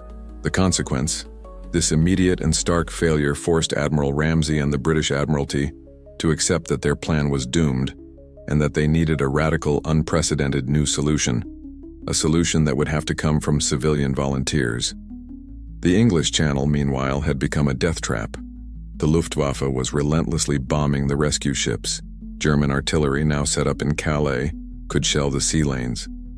And German U-boats and E-boats were prowling the waters, laying mines and launching torpedoes. Ships were going down. The sleek, modern destroyers of the Royal Navy, desperately needed to defend Britain from the invasion everyone knew was coming next, were being sunk at an alarming rate while trying to rescue a handful of soldiers at a time. The Admiralty in London was on the verge of pulling its most valuable ships out of the meat grinder to cut its losses. The meta-commentary here is on the beautiful, terrible nature of improvisation. Operation Dynamo wasn't a brilliant, pre-packaged plan. It was a chaotic scramble, a mess of conflicting orders and desperate measures, figured out on the fly under unimaginable pressure. Ramsay and his team were essentially inventing the rulebook for mass sea evacuation in the middle of the storm. They were throwing everything they had at the wall to see what stuck. It was a plan born of the uniquely British idea that when faced with total disaster, you just have to muddle through and hope for the best. But as the night of May 27th fell, it looked like muddling through wasn't going to be enough. The plan was failing. The ships were sinking. The men were still trapped. The entire operation was teetering on the brink of total collapse. If something didn't change, and change fast, Dunkirk would become the graveyard of the entire British Army. Operation Dynamo is failing. The Royal Navy, for all its power and glory, is being defeated by a few feet of shallow water. The greatest naval power on Earth can to solve the simple problem of getting its soldiers off a beach. As the planners in Dover Castle stared at the grimly inadequate rescue numbers, a radical, desperate, and frankly insane idea began to take shape. If the mountain won't come to Muhammad, you have to find a way to get Muhammad to the mountain. If the big ships can't get to the beach, They needed to find hundreds of small ships that could. They needed to build a bridge of boats.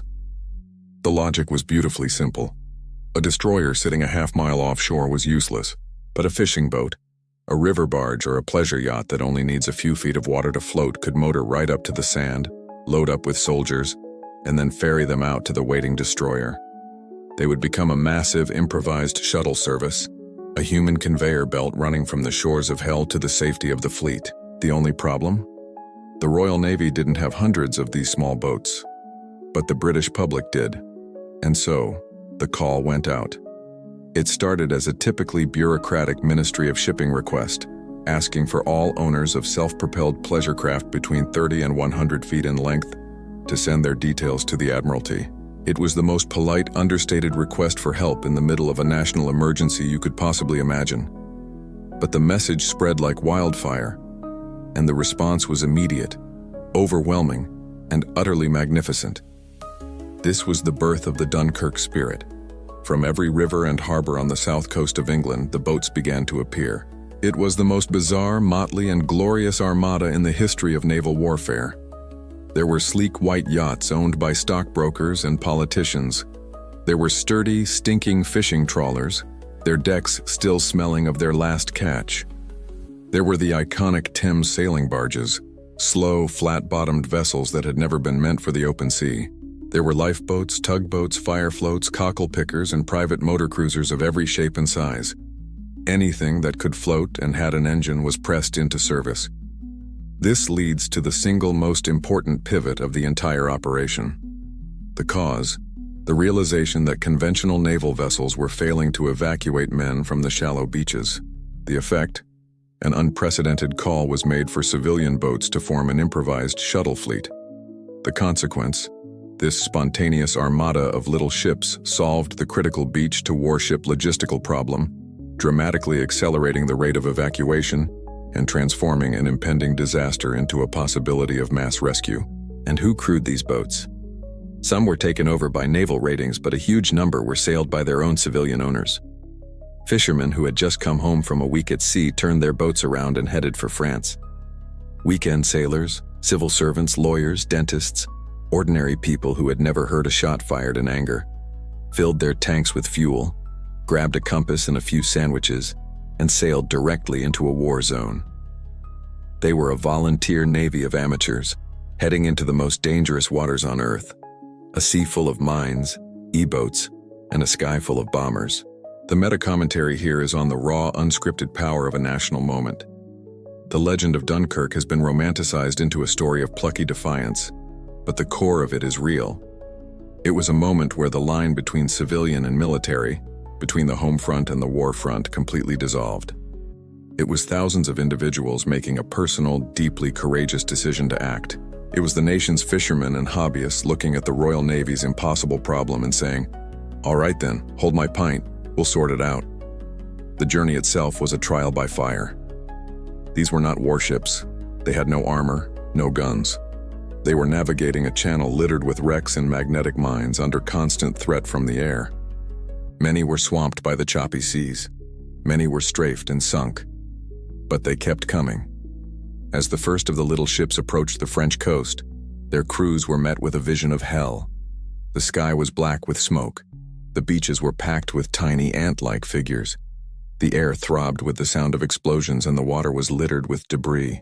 The amateur navy had arrived. Their job was just beginning. The little ships have arrived. The volunteer navy, in its glorious motley collection of fishing boats and pleasure yachts, is ready for action. In the movies, this is the moment where the uplifting music swells and the heroic rescue begins. In reality, this is when the evacuation of Dunkirk descended into its most chaotic, bloody, and terrifying phase. The arrival of the little ships didn't stop the disaster. It just provided a viable, albeit insane, way to function in the middle of it. The first few days of their full operation were an absolute catastrophe, even as they began to succeed. The system that emerged was a beautiful symphony of improvised chaos. The little ships would dart towards the beaches, their civilian skippers navigating a sea littered with sunken wrecks and floating bodies.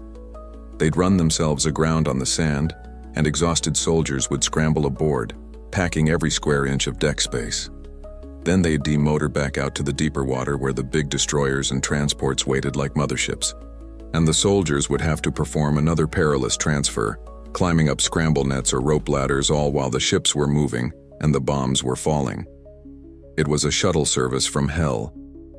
The Luftwaffe, seeing this new, denser concentration of shipping, redoubled its efforts. Göring was furious that his promise of annihilation was failing, so he threw everything he had at the rescue fleet. The results were horrific. On May 29th, the destroyer HMS Wakeful, packed to the gills with 600 soldiers, was hit by a torpedo from a German E-boat in the middle of the night. The ship sank in 15 seconds. Of the 640 men on board, only 26 survived. While another ship was stopped to rescue those survivors from the oily water, it was hit by bombs from the air and also sank.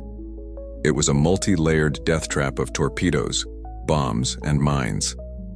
Just as this chaotic system was getting underway, a strategic hammer blow fell upon the Allies. At midnight on May 27th, King Leopold III of Belgium surrendered his army. The Belgian forces, who had been bravely holding the entire northern flank of the Dunkirk pocket, were simply finished. They had run out of food, water, and hope. Their surrender was understandable, but for the BEF, it was a disaster. A 20-mile gap suddenly yawned open on their flank, a gaping wound that the Germans could pour through to roll up the entire perimeter. This created an immediate, desperate crisis. The cause, the complete exhaustion and inevitable surrender of the Belgian army. The effect, the entire northern shoulder of the Dunkirk defensive perimeter instantly collapsed. The consequence, British divisions that were already in the queue for evacuation had to be pulled out, turned around, and rushed into this new gap, where they fought some of the most vicious rearguard actions of the entire campaign to prevent the whole pocket from being overrun. The urgency to get everyone else off the beaches just went into overdrive. Meanwhile, the East Mole was both a miracle and a death trap. It was the most efficient way off the continent, a non-stop conveyor belt of soldiers marching directly onto the decks of destroyers. But because it was so efficient, it was also the #1 target for German bombs and artillery. The air above the mole was a constant storm of shrapnel and explosions. The wooden planks were repeatedly shattered, and men were blown off the narrow walkway into the sea. Yet through it all, the line never stopped. Naval officers like Captain William Tennant, the man in charge on the ground, became legends, standing calmly on the mole with a megaphone, directing the human traffic, seemingly immune to the carnage around them. The meta-commentary on these days is the brutal, paradoxical math of the evacuation. The operation was now working. The little ships had solved the beach problem. The mole was a high-speed exit. The daily evacuation numbers started to climb, from 17,000 on the 28th to an astonishing 47,000 on the 29th, more than Churchill had hoped to save in total. But this success was purchased at an appalling price.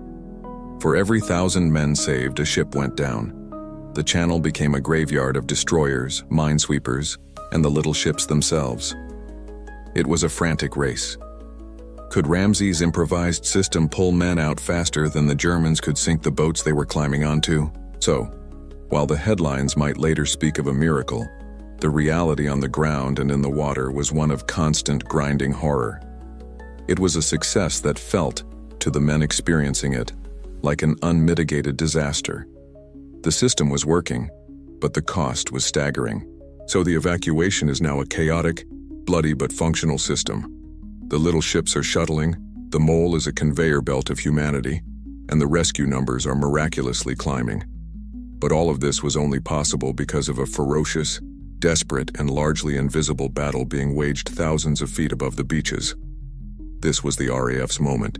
While Göring's Luftwaffe was trying to turn Dunkirk into a graveyard, the fighter pilots of the Royal Air Force were fighting tooth and nail to stop them. For the soldiers on the ground, this was a source of immense and bitter confusion. Huddled on the sand, being relentlessly bombed and strafed, they felt abandoned. The sky seemed full of German planes, and the common angry cry on the beaches was, "Where is the RAF?"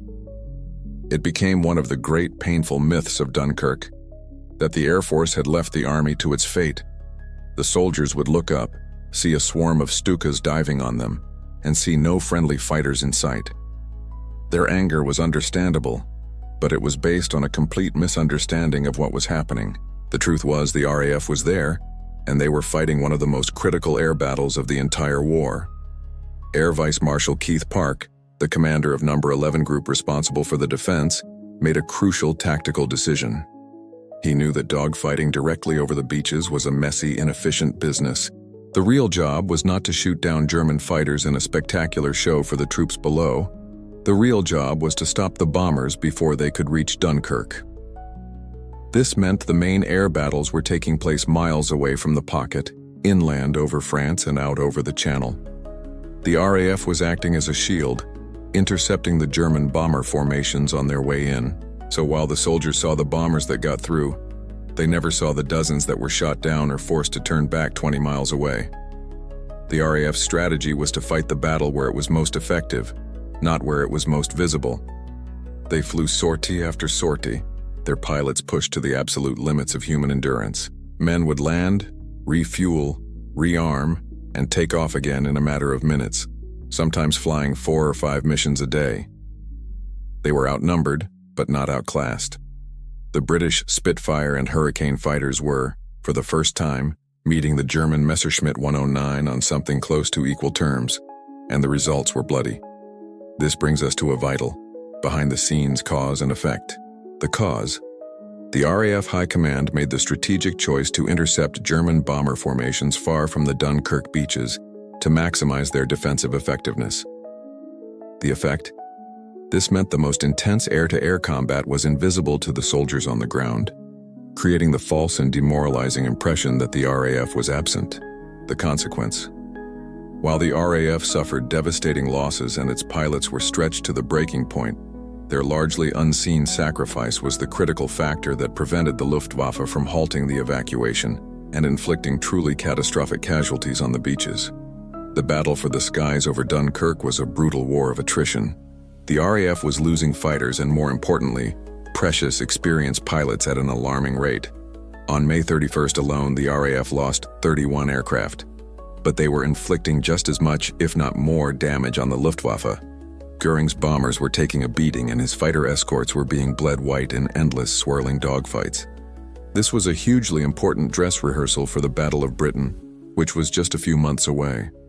The RAF was learning hard, bloody lessons about German tactics, and they were proving that the Luftwaffe was not the invincible force the world believed it to be. The meta-commentary here is on the nature of sacrifice and perception in war. The soldiers on the beach enduring hell felt forgotten. The pilots in the air fighting to exhaustion and dying in fireballs miles away felt they were giving everything to protect the army. Both were right. It was a tragic disconnect, a situation where the men doing the protecting were invisible to the men being protected. The anger from the army was real, but so was the sacrifice of the Air Force. It's a stark reminder that in the chaos of war, you often can't see the heroic action that is saving your life. Without the RAF, the evacuation would have been impossible. Period. The little ships and the destroyers would have been sunk in far greater numbers. The beaches would have become the slaughterhouse Goering had promised to create. The largely unseen, unthanked efforts of a few hundred fighter pilots flying themselves into the ground was the thin blue line that held the sky together and kept the miracle of Dunkirk alive. Down on the beaches, the soldiers have been waiting, drowning and dying, all while the RAF fights a ghost battle in the skies above them. They are at the absolute nadir of hope. And then, on the horizon, they see it. First, just a few specks, then dozens, then hundreds. It's not the gray, imposing shapes of the Royal Navy destroyers they were expecting. It's a bizarre, almost comical collection of boats of every conceivable size and shape.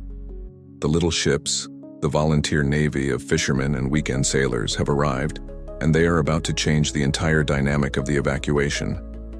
Imagine the sight from the perspective of a soldier who has been bombed for 3 days straight, standing in a queue in the cold sea.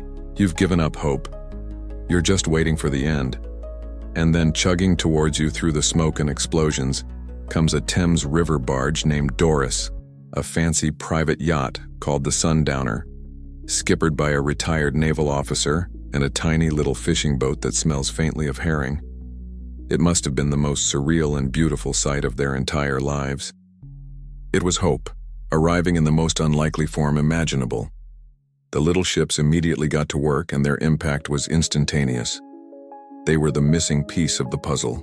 Their shallow drafts allowed them to motor right up to the sand, sometimes even beaching themselves intentionally. Soldiers would scramble aboard, packing the decks until the boats were dangerously overloaded. Then the skippers would navigate the treacherous wreck-strewn water back out to the destroyers and troop transports waiting in the deep channel. They became the crucial link, the bridge of boats that the planners had dreamed of. The process was frantic, dangerous, and incredibly effective. Soldiers would be climbing up the sides of destroyers on scramble nets, while the little boat that brought them was already turning around to head back to the beach for another load. Some of the larger trawlers could pack hundreds of men aboard and take them all the way back to England themselves. The whole operation was a masterpiece of organized chaos, a Dunkirk-sized bucket brigade. This whole civilian-led rescue is a perfect chain of improbable events. The cause, the complete failure of the official, military-led plan to evacuate men from the beaches. The effect? Hundreds of civilian volunteers sail their private vessels into an active war zone, offering a chaotic but workable solution. The consequence? These little ships create a fantastically efficient shuttle service that becomes the primary method of rescue from the beaches, dramatically increasing the evacuation numbers and saving tens of thousands of men who would have otherwise been left for dead. The stories from these civilian sailors are the stuff of legend. There was Charles Littler, the most senior surviving officer from the Titanic, who took his private yacht, the Sundowner, across the channel. He refused to let a naval crew take her, insisting on sailing her himself. He packed 75 men onto a boat designed for 21, and then ferried another 55 out to a larger ship, all while dodging bombs and strafing runs. There were the Thames fire floats that went over to help fight the fires in Dunkirk harbor, and ended up ferrying soldiers instead.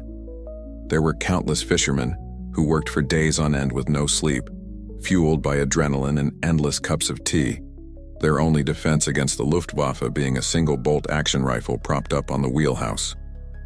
The meta-commentary here is on the incredible power of distributed, decentralized problem-solving. The Royal Navy, a massive, hierarchical organization, had a problem it couldn't solve. The solution came from a chaotic, leaderless flotilla of individuals, each acting on their own initiative, each adapting to the situation in front of them. It wasn't a grand top-down plan. It was hundreds of small, independent plans all miraculously working towards the same goal. It was the ultimate triumph of improvisation over rigid doctrine. The arrival of the little ships transformed the beaches from a place of hopeless waiting into a scene of frantic, purposeful activity. For the first time, the men in the queues could see tangible progress. They could see the system working. It was still terrifying, it was still a lottery of life and death, but it was no longer static. The line was moving. Thanks to a fleet of fishing boats and dentists on their day off, there was now a real fighting chance of getting home. The little ships are working their magic, the RAF is bleeding itself dry to keep the sky open, and the evacuation is now, against all odds, a roaring success. But all of this frantic activity on the beaches was only possible because of a wall of steel and courage holding the Germans back on the ground. And the vast majority of the soldiers forming that wall were not British. They were French. While the British were escaping, the French First Army was fighting and dying in a heroic suicidal rearguard action to keep the perimeter from collapsing. This is the part of the story that often gets lost in the heroic British narrative, but it's arguably the most critical. After the Belgian surrender blew a massive hole in the line, the entire Dunkirk pocket was in danger of being overrun. The BEF scrambled to plug the gap, but the heaviest burden fell on the remaining elements of the French First Army. These were some of France's best troops, elite divisions that had been trapped alongside the British, and they were now given a simple, brutal order from their high command. Hold your ground, do not retreat, protect the evacuation for as long as you possibly can. They knew, with absolute certainty, that this meant most of them would never get on the boats. They were being sacrificed. The most intense part of this rearguard action took place around the city of Lille. Here, about 40,000 men of the French First Army, under General Jean-Baptiste Molinier, found themselves completely surrounded, cut off from the main Dunkirk pocket. They were an island of resistance deep inside German-held territory. The German command, wanting to eliminate this threat to their flank, threw 7 divisions, including multiple panzer divisions, at them. They expected to crush the French garrison in a matter of hours. Instead, the French fought back with a ferocity that stunned their opponents. For 4 days, the French soldiers at Lille held out against impossible odds. They turned the city's suburbs into a fortress, fighting a desperate street-by-street battle. They were low on ammunition, had no hope of relief, and were being pounded by artillery and airstrikes. Yet they refused to break. This was not a fight for victory. It was a fight for time. Every hour they held out at Lille was another hour that 7 German divisions, including the panzers that should have been smashing Dunkirk, were tied up and unable to join the main assault. This leads to a chain of heroic, if tragic, sacrifice. The cause: the Dunkirk evacuation required a stable defensive perimeter to protect it from the main body of the German army. The effect: the remaining elite units of the French First Army were ordered to fight to the last man, most notably in the siege of Lille. The consequence: their desperate 4-day stand tied up a massive German force, crucially relieving the pressure on the Dunkirk perimeter and buying the irreplaceable time that allowed hundreds of thousands of Allied soldiers to escape. When the French garrison at Lille finally ran out of ammunition and surrendered on May 31st, the Germans were so impressed by their courage that they allowed them to march out with the honors of war, a rare tribute from a victorious enemy. The German general who accepted the surrender explicitly acknowledged that their stand had been a decisive factor. Churchill himself would later state that the sacrifice of the French First Army was the single greatest contribution to the safety of the evacuation. The meta-commentary here is on the bitter and complex nature of alliances in defeat. There was real tension and anger between the British and the French during these final days. The French felt, with some justification, that their ally was abandoning them, saving its own skin while leaving them to do the dying. The British felt they had to save their army to continue the war, which was now a lost cause on the continent. Both were right.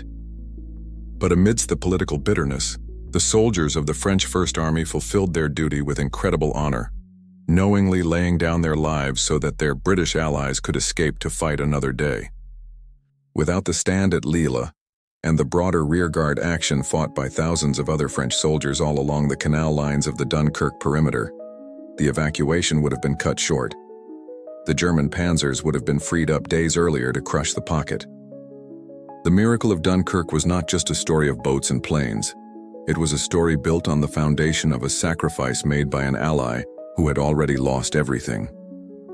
The French rearguard has bought the time. The little ships are working miracles. The evacuation is now in its frantic final phase. By June 1st, the majority of the British expeditionary force was already safely back in England.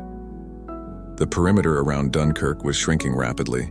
The German pressure was becoming unbearable, and the window of opportunity was slamming shut. The time had come to end the operation. But a bitter and complex question remained. What about the French? Up until this point, the evacuation had been, let's be honest, a largely British affair. While some French soldiers had been evacuated, the priority had been to get the BEF home. This caused enormous friction between the Allies. The French command was furious, accusing the British of abandoning them.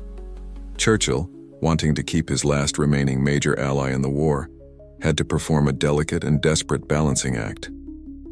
He made a promise: the evacuation would continue, and the Royal Navy would rescue as many French soldiers as British soldiers, even if it meant risking more ships. So, the mission changed.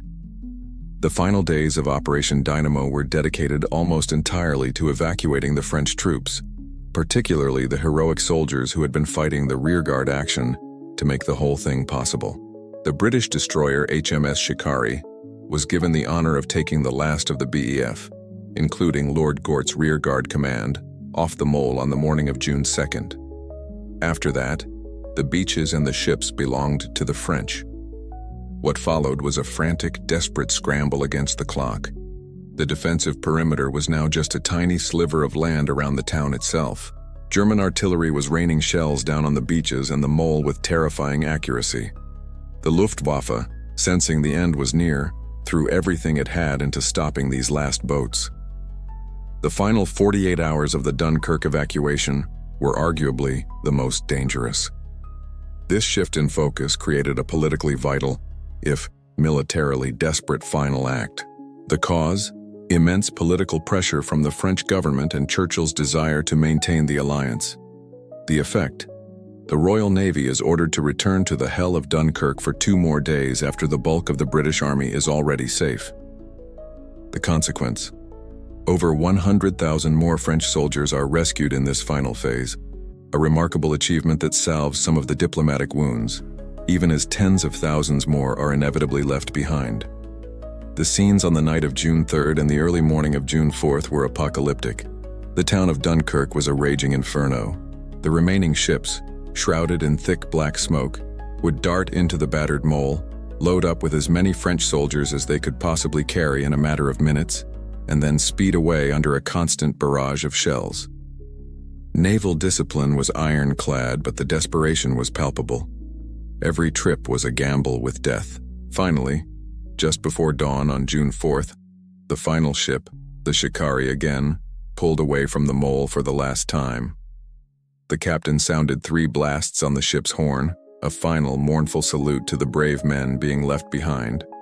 On the beaches, thousands of French soldiers, the men who had fought to the bitter end to hold the perimeter, watched the last boat disappear into the darkness. Their war was over. A few hours later, the German army entered the town and accepted their surrender. The meta-commentary here is on the brutal triage of defeat. The evacuation of Dunkirk was a miracle, but it was a partial miracle. For every man who made it home, another was left behind. The decision of who gets on the last boat is the most terrible decision in warfare. The final days were a testament to the honor of the Royal Navy in returning for their allies, but it could never erase the brutal reality that tens of thousands of men, who had fought just as bravely as those who escaped, were now destined for prisoner of war camps. Operation Dynamo was over. The 9-day wonder had come to an end. The beaches fell silent, littered with the wreckage of a defeated army. The great escape was complete, but the cost, both in men and material, was about to be tallied. The last boat has sailed. The beaches of Dunkirk are now silent, save for the crackle of burning ruins and the sound of the surf. The great escape is over. Now it's time to do the grim, astonishing, and frankly unbelievable accounting. It's time to count the beans, both the miraculous beans that made it home and the catastrophically expensive beans that were left behind to rust on the French coast. Let's start with the number that truly matters, the men. When Operation Dynamo began, the most optimistic, pie-in-the-sky hope was to rescue around 45,000 soldiers. That was the number Churchill thought would be a victory in the midst of a colossal defeat. The final tally, after 9 chaotic days, was staggering. A grand total of 338,226 Allied soldiers were evacuated from Dunkirk. That number is not a typo. Over 1/3 men were snatched from the jaws of a trap that should have been a sealed tomb. Of that total, roughly 200,000 were British, and about 140,000 were Allied troops, mostly French. It was, by any measure, a miracle of deliverance. An operation born of desperation had produced a result that defied all logic and expectation. But this miracle came at a steep price. Britain had gotten its army back, but it was an army that had come home naked. The beaches and surrounding countryside of Dunkirk became the world's largest, most expensive military junkyard. The order had been to save the men, and to do that, everything else had to be abandoned. And they abandoned everything. Let's run through the shopping list of what the BEF left behind. They abandoned nearly 2,500 artillery pieces. They abandoned 65,000 vehicles of every description, including almost all of their tanks and armored carriers. They left behind 20,000 motorcycles. They left 500,000 tons of supplies and stores, over 75,000 tons of ammunition, and 162,000 tons of fuel. Essentially, every single piece of heavy equipment that the British Army owned was now in the hands of the enemy, or slowly sinking into the sand. The men who arrived back in England were not a conquering army. They were exhausted survivors, most of them carrying little more than their personal rifle, if that. They were a trained professional army with no tools to fight with. This staggering loss of equipment created the central paradox of Dunkirk. The cause, the absolute priority of the evacuation was to save human lives, meaning all heavy, cumbersome military hardware had to be destroyed or abandoned. The effect, while the core of the professional British Army was saved, it was effectively disarmed, leaving Britain almost completely defenseless against a German invasion. The consequence, the victory of Dunkirk immediately plunged Britain into its most perilous moment, a desperate scramble to re-equip its naked army before Hitler could launch an invasion across the Channel. The meta-commentary here is on the dual nature of the Dunkirk legacy. It was simultaneously one of Britain's proudest moments and one of its most humiliating defeats. It was a triumph of the human spirit, of improvisation, of civilian courage. But it was also the direct result of a catastrophic military failure, a strategic blunder on a continental scale. The same event could be spun as a glorious deliverance or a shameful retreat, and both narratives would be completely true. It was the victory inside the defeat. The Germans, when they occupied the beaches, were stunned by the sheer scale of the abandoned loot. They took newsreel footage of the endless lines of wrecked trucks and guns, broadcasting it to the world as proof of their absolute victory. And in a tactical sense, they were right. They had driven the British Army clean off the continent and captured enough equipment to outfit several of their own divisions. What they, and much of the world, failed to grasp at that moment was that Britain hadn't saved its gear. It had saved its soul. It had saved its irreplaceable core of experienced professional soldiers, the very men who would form the nucleus of the new armies that would eventually return to France 4 years later. The beans they left behind were expensive, but the beans they brought home were priceless. The men are home. The army is saved, but it's an army with no guns, no tanks, and no trucks. Britain is at its most vulnerable moment in modern history, staring at the very real possibility of a full-scale German invasion. The mood in the country is a weird mix of profound relief and abject terror, and into this moment steps the new Prime Minister Winston Churchill, a man who understood better than anyone that the next battle wouldn't be fought with tanks, but with words. What he did next was arguably the greatest act of public relations spin in the history of warfare. On June 4th, just as the last boats were returning from Dunkirk, Churchill stood up in the House of Commons to report on the situation. Anyone expecting a victory speech, a triumphant celebration of the miracle, was in for a rude shock. Churchill, with his characteristic growl, did the exact opposite. He opened by explicitly warning everyone not to frame this as a victory.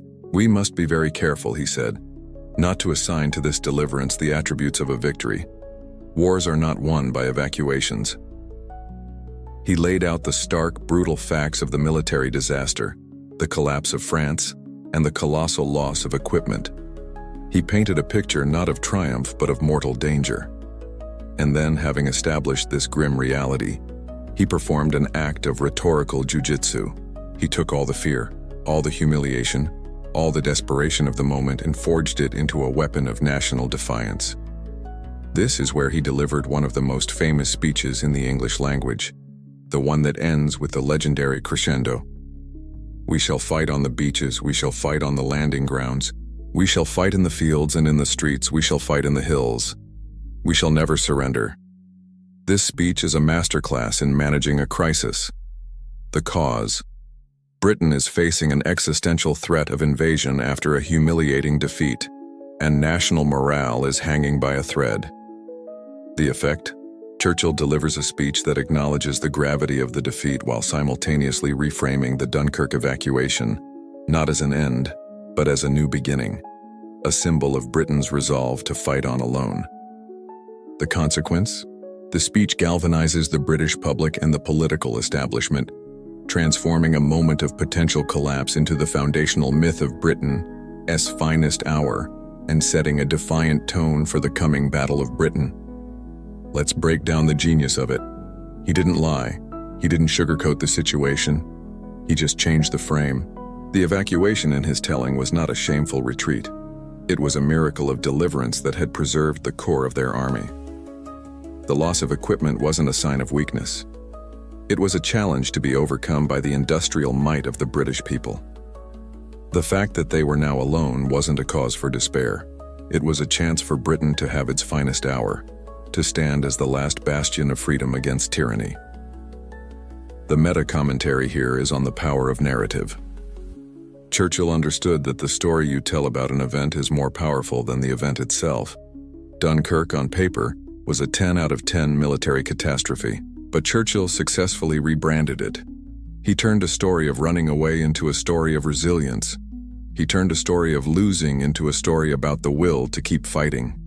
He gave the British people a script to follow, a myth to believe in, at the precise moment they needed one. He made sure that the Dunkirk spirit wouldn't be about the humiliation of the retreat, but about the defiance of the fishermen in their little boats and the promise to fight on the beaches. This speech was not broadcast live on the radio. That was a later re-recording.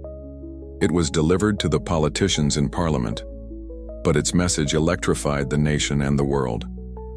It was a declaration that, despite the overwhelming odds, Britain was not going to follow the rest of Europe into surrender. It was not looking for a peace deal. It was looking for a fight.